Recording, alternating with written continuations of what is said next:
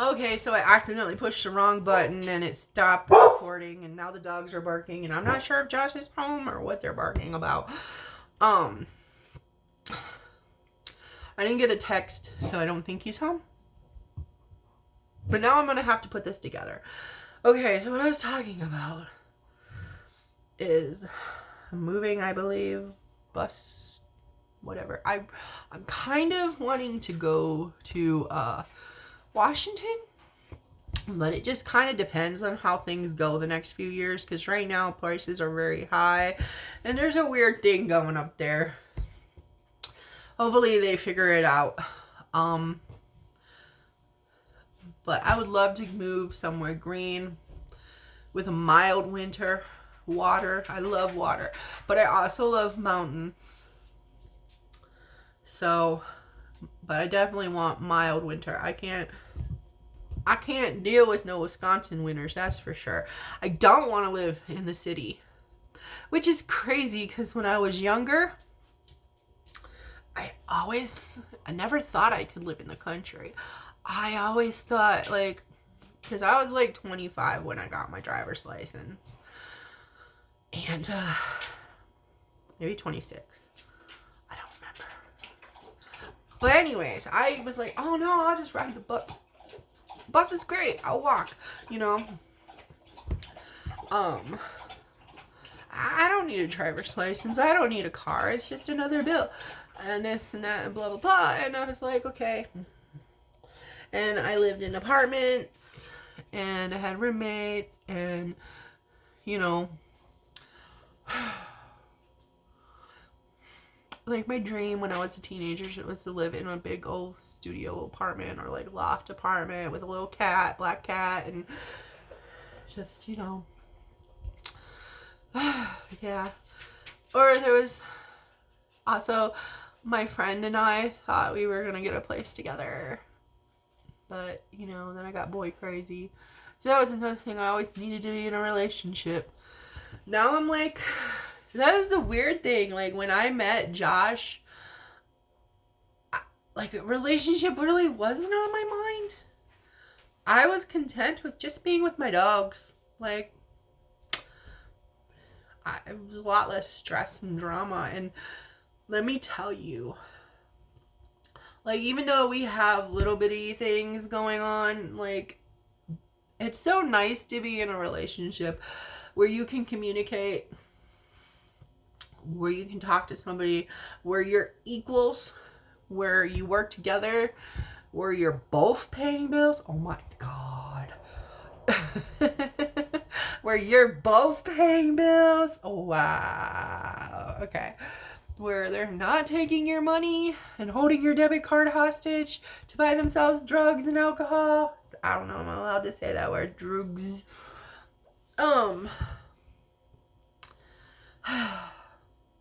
Where they're not manipulating you, you know, like, where, you know, and even with his traumatic brain injury, which honestly, that is pretty much the only, I don't want to say problem, but it is, but it's not. I know it's not something he can help. I might just make this a two-parter.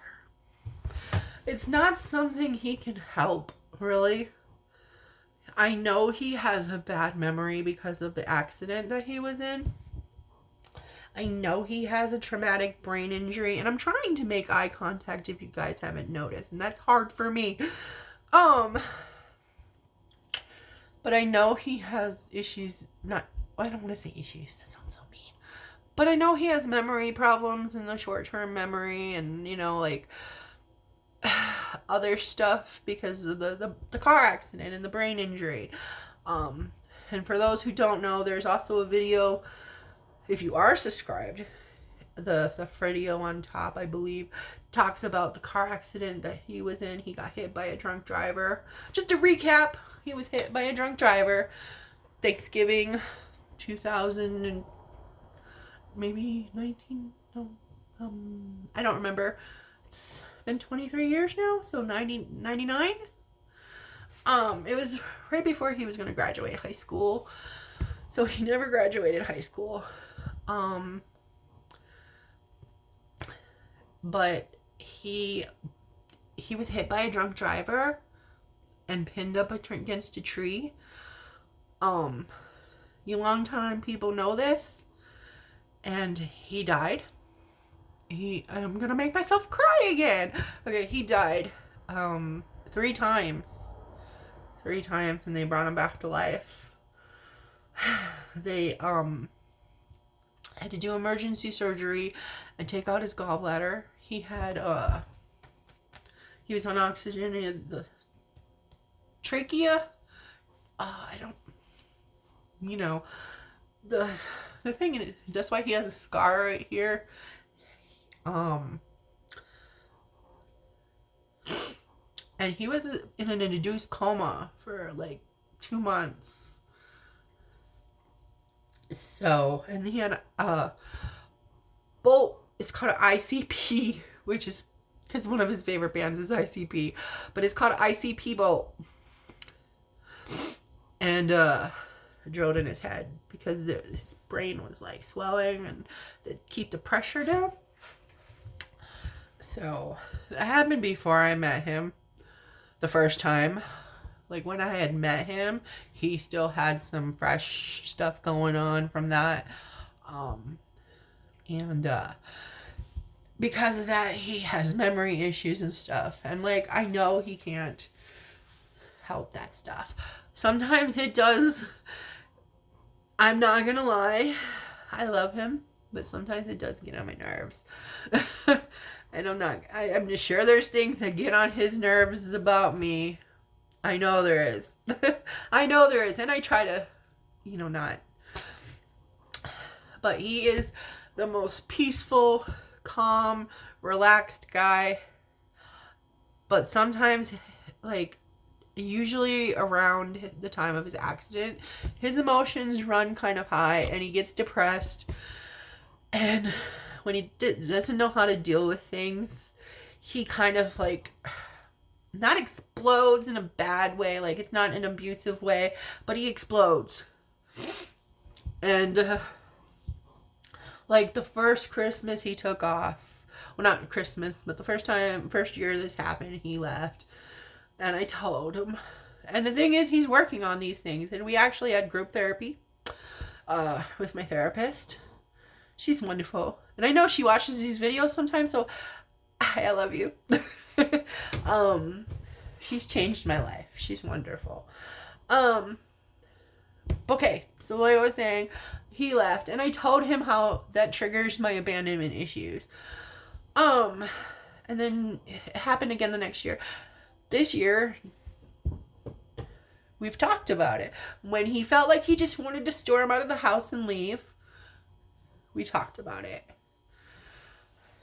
We've been working on ways to work on that. Like how to communicate better. And he's also not good at communicating when his emotions are high because his brain can't think of the words. I'm trying to think the way he says it. His brain can't think of the words quick enough to communicate what's going on, is the way he puts it. It's just a big jumbled mess. And I get that. Oh my God, do I get that? Because I get like that when I'm mad too. And I don't know which direction to go. I don't know if I go toxic, nuclear, or what I do now. I used to do a lot of toxic and nuclear and reactive. And what I do now when I feel overwhelmed, overstimulated, is I spend time with myself. I tell him, I'm like, I'm having a bad brain day. I gotta go spend some time by myself. I'm very overstimulated. And if it's not about him, I'll tell him. I was like, it's not you. It's this. It's this. It's this. So, we're working on ways to communicate with each other better. And let me tell you, that is such a wonderful thing in a relationship. Nobody blames anybody for anything, Okay. I look like I've been crying. But it's such a nice feeling to be in what I believe is a healthy relationship, you know? Like, we accept each other and love each other for who we are. We don't try to change each other. He supports me.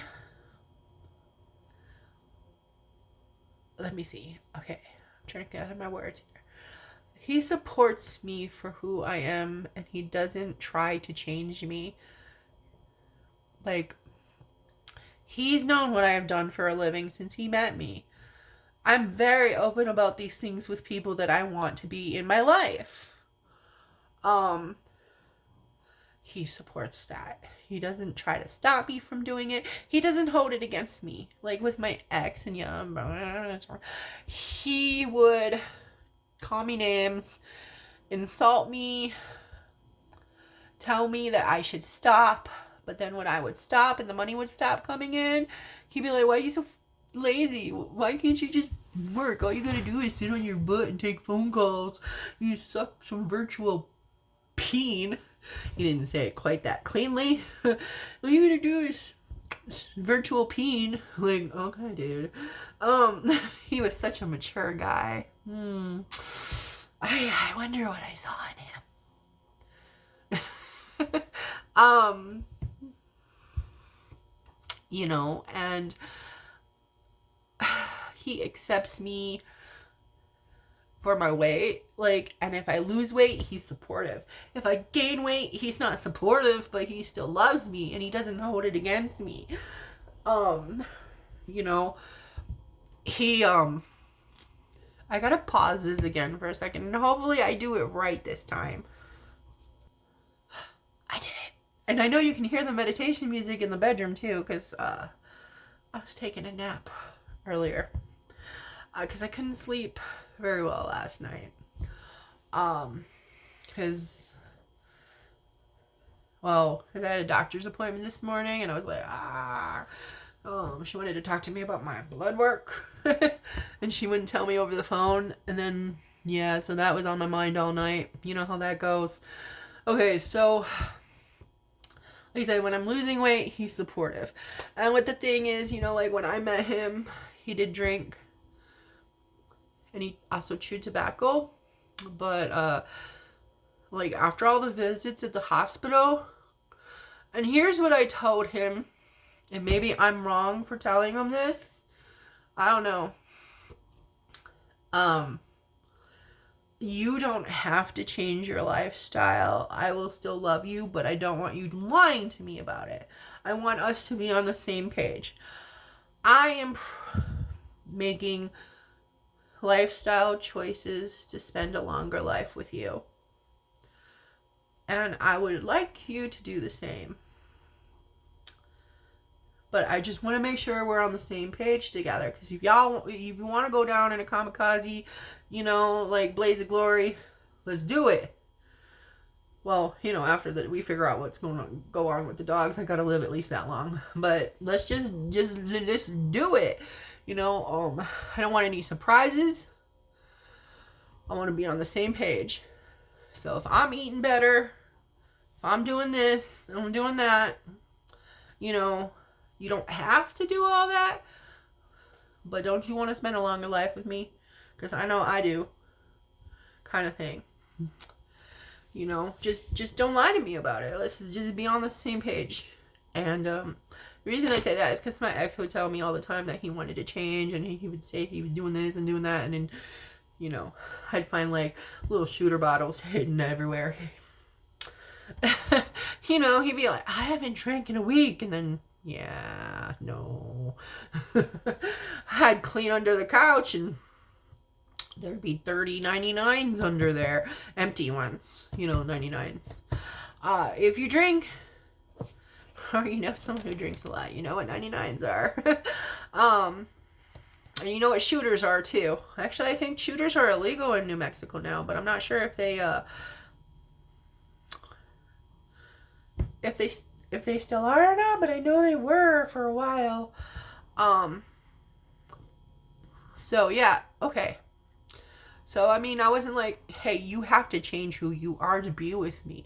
No, because I feel like love is accepting somebody for who they are. You accept the bad and the good, you know, and if the bad is something you can't handle, then you don't need to be with that person. You love the person for who they are, not who you want them to be. And that is something I also learned from my therapist and as well from being with my ex. Because I didn't love who I thought I wanted him to be. I loved who he told me he wanted to be. Does that even make sense? I mean, it does in my head, but does it make sense to anyone else? I didn't love him for who I thought he could be. I loved him for who he told me he could be. I think that makes sense.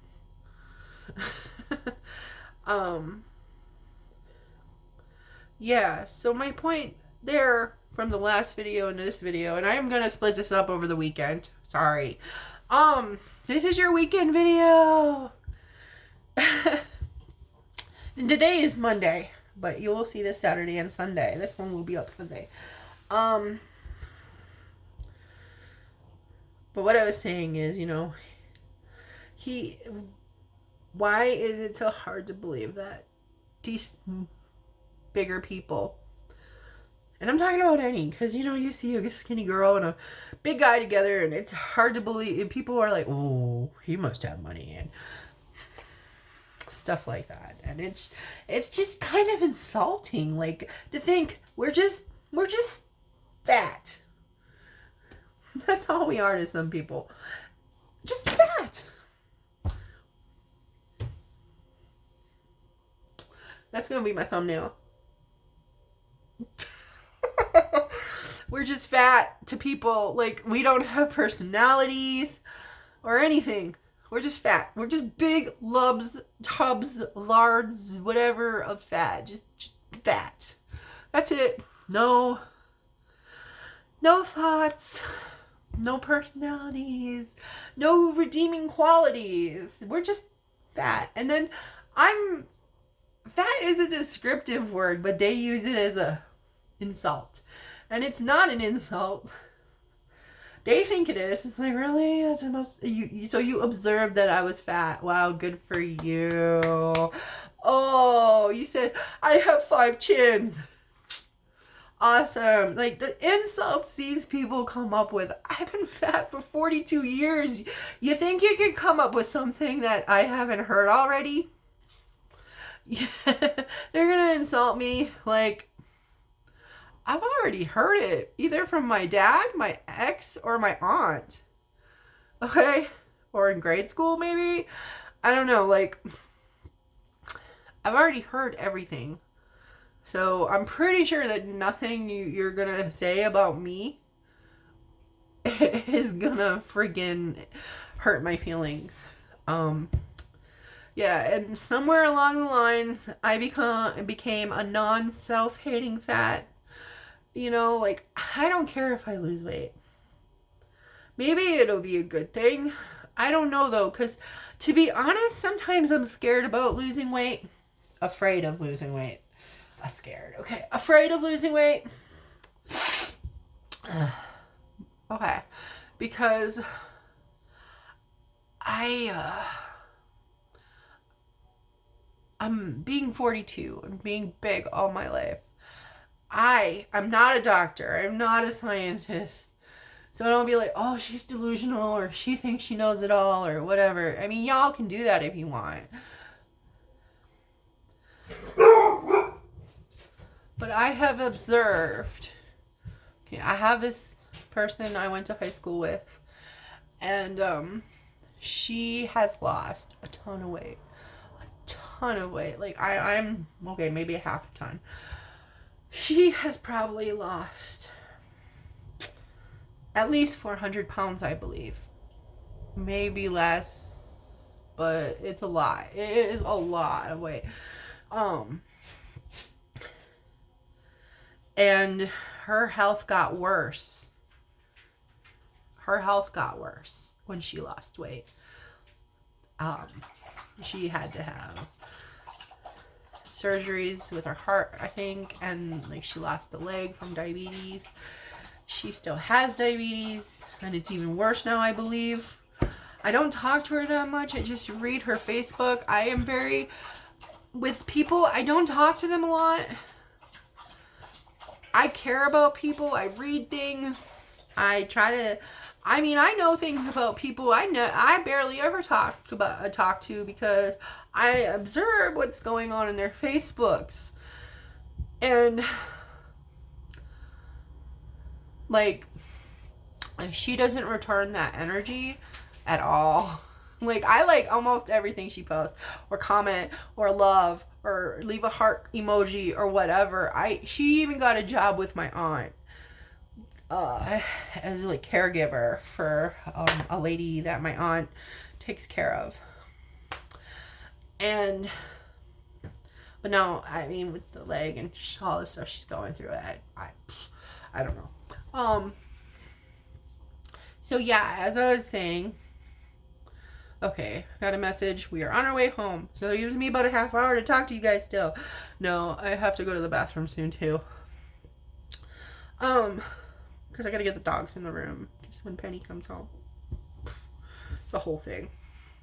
If you know, you know. Okay, and then I have another friend who lost a significant amount of weight and got very sick and died. Well, acquaintance. Another friend who got weight loss surgery and unalived herself because she couldn't deal with being thin. I don't even know how to explain it. Like, she lost all this weight and she just didn't know how to deal. Like, I don't even know how to word it.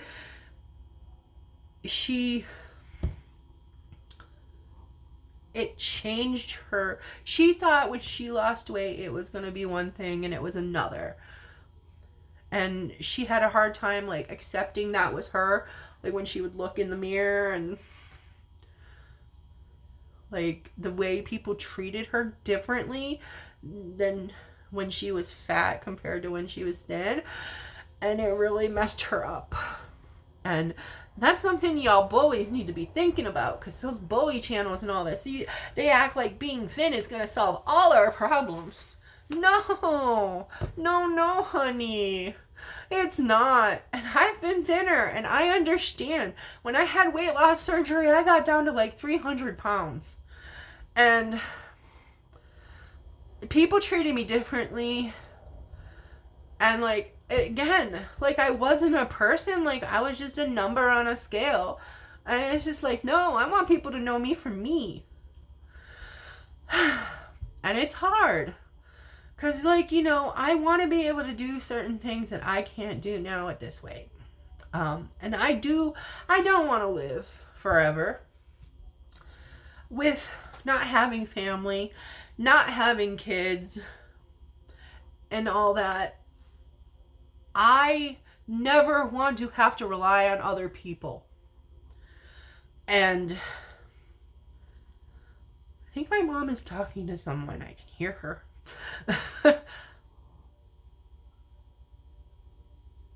Or somebody's over. But anyways, okay, so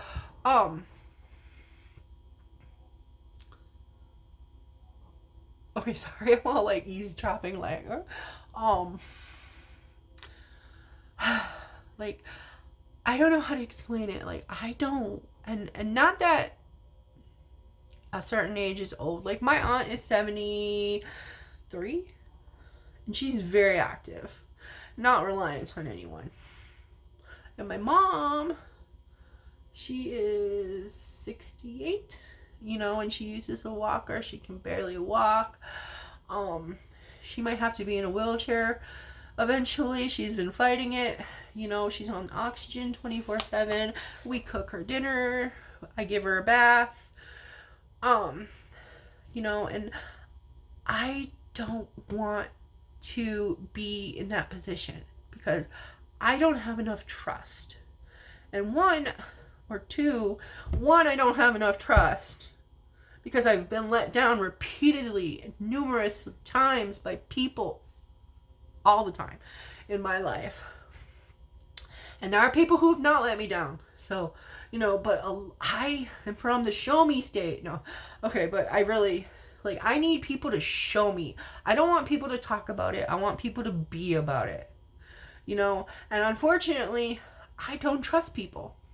I prefer to do things myself, and it bothers me that I can't do certain things by myself. Like, you know, get on a ladder and change a light bulb. I could if I bought a big enough ladder, and I plan to do that. Like, you know,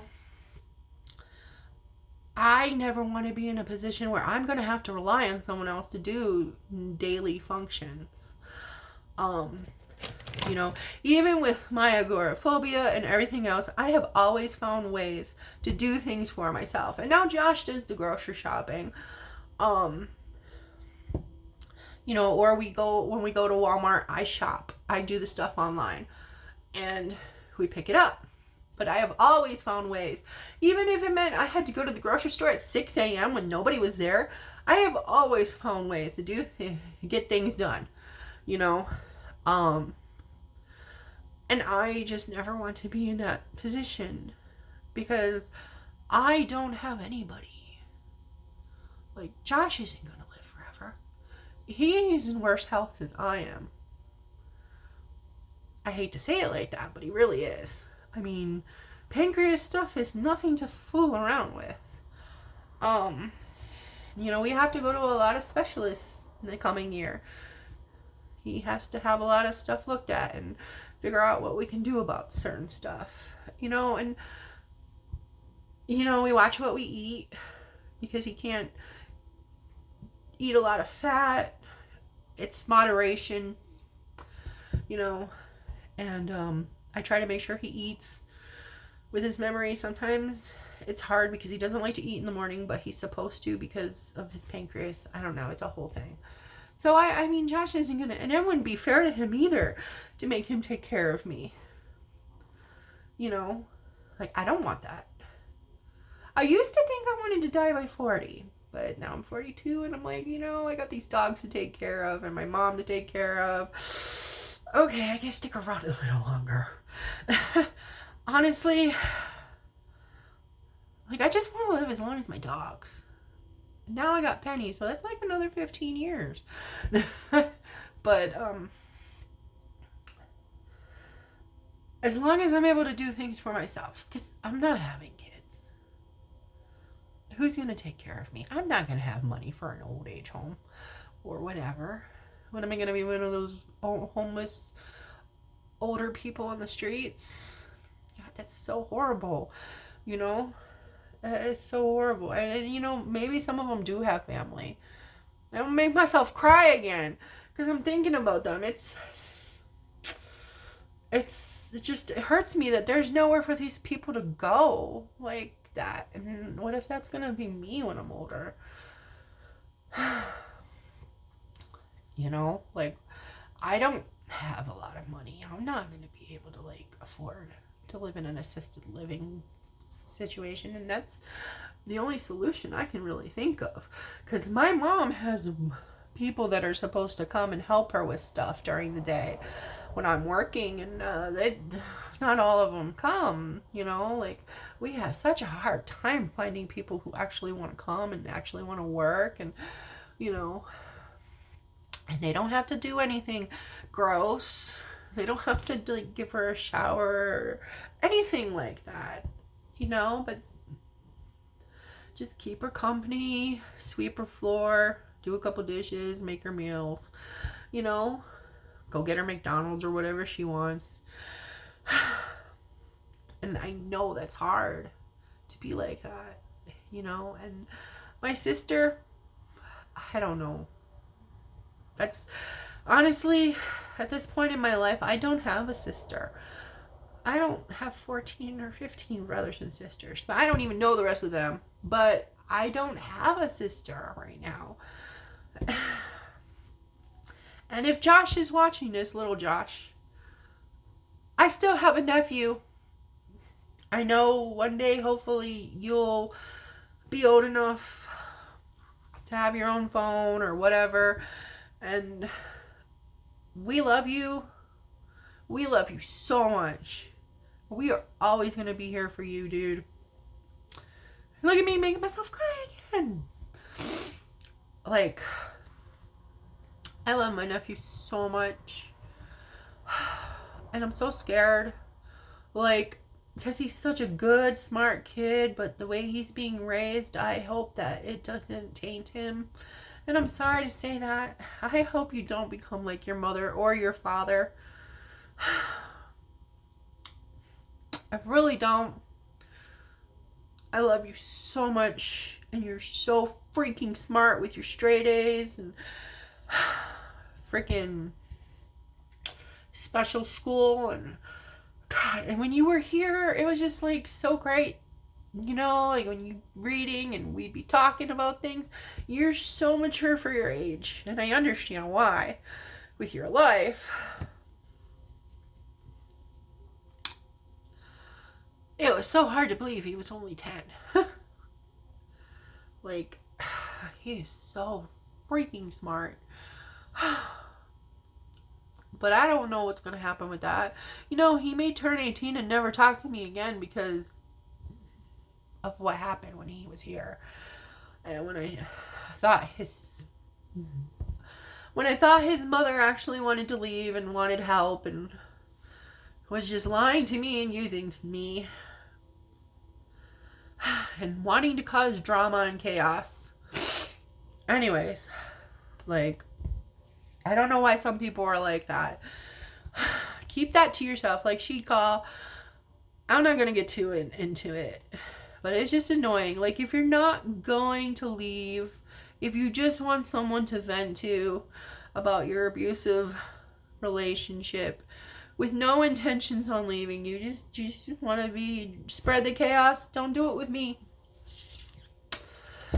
Don't tell me that you want to leave when you don't. Because, put it this way, she told me she was finally ready to leave after 12 years. And within 24 hours, not even, within like, it was like 16 hours, I had her in a car on her way here. I had clothes coming for her. I had jobs lined up for her. I could have even had an apartment if she would have stayed and actually wanted to stay, but she didn't. And you know, the thing that really got to me is that she thought I was stupid, and she'd be talking to him and telling him one thing and then trying to tell me another thing, but she was just so stupid about it. And if she's watching this, you were just so stupid. Like, ugh. Like, I don't know why people lie when there's literal proof that they're lying. Like, I have cameras in the front of the house. You're on the phone with him telling him all this you're gonna do and how you're lying to me and telling me what I want to hear so you can get the money to go back up to him and this and that. Or, you know, try to convince us to drive up there and get him and bring him down here. And you're telling me another thing, and I heard you say those things. And her thing is, well, you shouldn't be listening. You shouldn't be spying on me. Or she talks so loud in that bedroom. This thin walls and this thin doors. And she'd be like, well, you shouldn't have been listening. Well, maybe you shouldn't have been talking so loud. Anyways. So, yeah. Like, I don't understand why people do that. There's, like, receipts, and you're still lying. Like, no, that never happened. Okay. I guess I'm just an idiot then. My ex was like that, and it makes me hypervigilant. Like, I'm an overthinker. I see, and I analyze, and I take everything, and I'm a... You know. If you know, you know. But yeah, just, I don't know. I do not know. I guess this is long enough. And I guess I should get in the room, get the dogs with me, get ready for the Penny to come home. She's an adventure dog. She loves going and hanging out with Josh in the wilderness, the lake, and whatever. I don't know, man.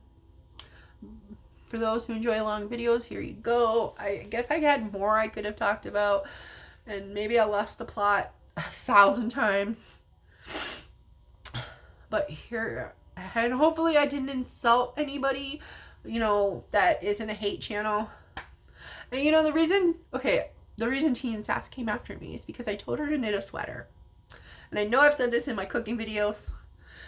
And I also asked her, this is what she said was mean, I think. I also asked her why she was what was wrong with her life where she felt she needed to go after random women on the internet.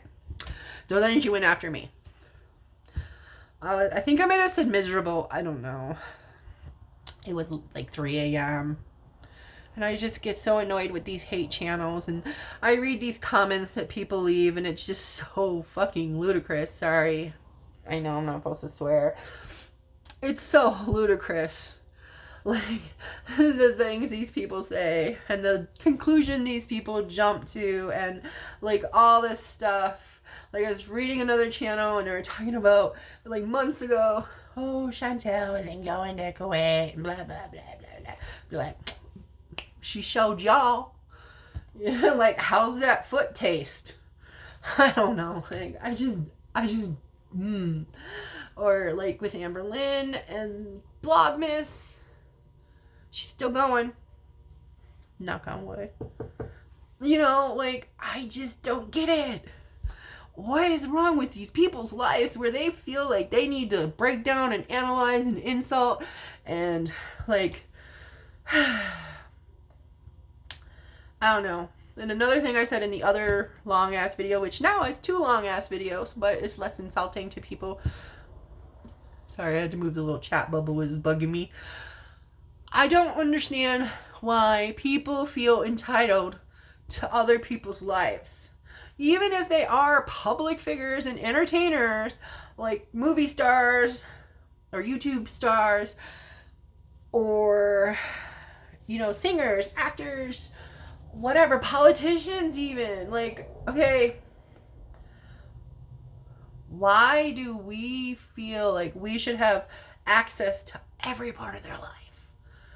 Why do we feel like we need to have paparazzi following them and taking pictures outside their kids' schools and grocery shopping and this and that? Like, why can't we just be satisfied with what they give us? Like, why do we have to go digging and knowing so much about them? And I can't say that I'm completely innocent, because I have found myself a few times trying to figure out what's going on with Report of the Week's life. Like,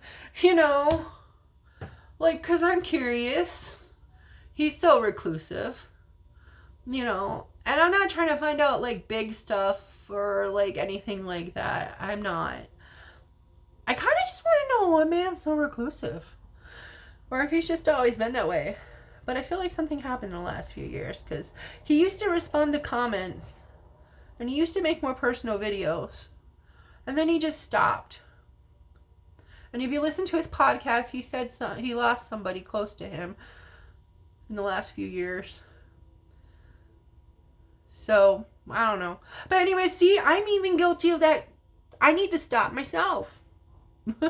Okay, now this is for real. I'm gonna go. But just think about that. Like, think about that. Why are we so obsessed with the information that they obviously don't want to tell us? There's more. It really is. But I guess maybe another video. Like, why inpatient isn't right for everybody. Like, how people are always telling Amber to go inpatient. And this and that. Like, I have thoughts about that as well. Like, I have thoughts about all kinds of stuff. But I've been just weary about vlogs. Personal vlogs or spilling vlogs. Because I feel like it's just very neutral to do unboxings and eating and reviews and stuff like that. And, hard to offend people. Unless they want to be offended. But yeah, maybe I'll do more vlogs eventually. Less eating. No, I don't know. Okay. Laters.